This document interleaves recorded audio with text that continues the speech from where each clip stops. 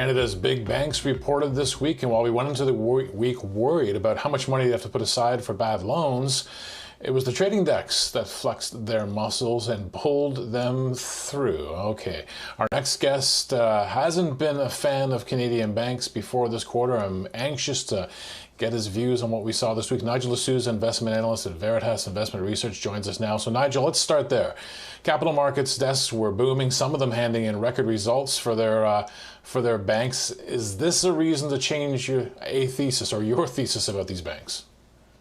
Yeah, thank you. Thank you for having me on, Greg. And that's a good question. So the capital markets performance that we saw this quarter, which was really record results for capital markets, was driven by the significant market recovery and rebound that we've seen in the last few months. And there's been ample liquidity as well in the financial market space to assist capital markets. So that's good for banks this quarter. But we have to keep in mind that the cap markets performance that we've seen is more for one-off, and that should normalize over the next year as market conditions stabilize. What we think is more important to look at is our impairments and delinquencies and thinking about credit risk. So ultimately, when you look back at previous cycles, the right time to buy bank shares are when delinquencies peak and when impairments peak. And that's been put on hold for the moment because of the deferral and support programs.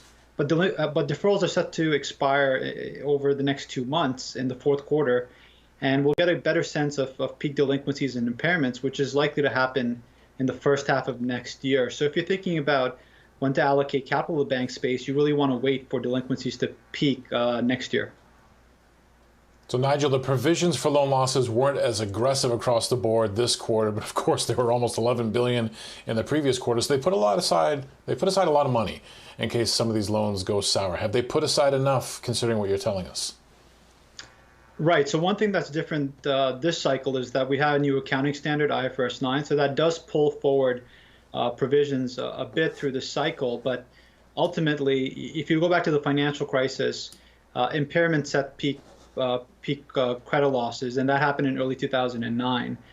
So when we look under the hood for accounting under the new standard, it does pull forward provisions. It does so partially. We estimate about up to maybe a quarter of provisions are pulled forward. But the bulk of credit losses are only going to be taken when impairments actually start flowing through and occurring and when delinquencies move higher. So yes, they have provisioned.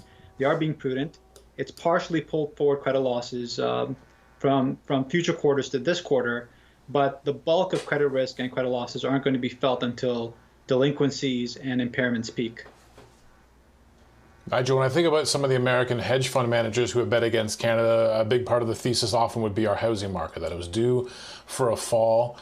When we went into the lockdowns in March, I mean, a lot of people said, well, this is it, right? Global pandemic, recession. How can the housing market survive through this? Not only did it survive, it boomed this summer. As you take a look at that, do you think there's going to be a material impact on the bank's fortunes just from that strength, or is the strength short-lived? Well, what's going to be interesting is how the real estate market reacts to the expiry of deferral periods. So with mortgage deferrals, a lot of supply that might have come online didn't, because people who could not pay their mortgage could now wait 6 months rather than selling the house. But with this oncoming deferral cliff, we could have more inventory hit the market as people who might have a challenging time making their mortgage payments after deferrals ends look to sell their properties in order to avoid defaulting. So we've had a big pull forward of demand, we had a delay in demand from spring into the summer because of lockdowns, and we had less supply on the market as well. But going into spring market of next year, we could see supply pick up, especially with deferrals ending, and the demand might not be sufficient to soak up that supply. So real estate's important. We'll have to wait to see how it develops. But it's going to be a very pivotal and kind of crucial market over the next coming months as deferrals expire. I only got about a minute left with you, Nigel, but I want to ask you, I understand even though you're not keen on the big six banks, you do have buys on Sun Life and Manulife, the life cos.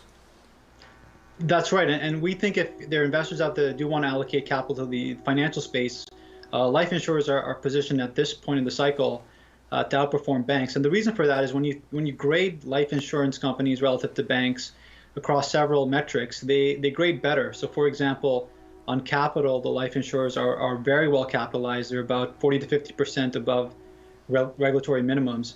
And low interest rate environment doesn't necessarily negatively impact them because they hold a lot of surplus debt securities where the gains in those securities offset the negative impact. So capital should do well for insurers, but for banks, capital will come under pressure over the coming quarters, even though they are well capitalized, but it'll be pressured because of credit risk. And then when you look at earning stability, the banks have headwinds with contracting margins in a low interest rate environment, as well as rising delinquencies. But insurance earnings should do fairly well. You might even have a pickup of demand because, during a global pandemic, a lot of individuals are probably more aware of health and life risks. So we just think life insurers in general grade better, and that's where you want to allocate capital. Nigel, always great to get your insight. Nigel D'Souza of Veritas Investment Research.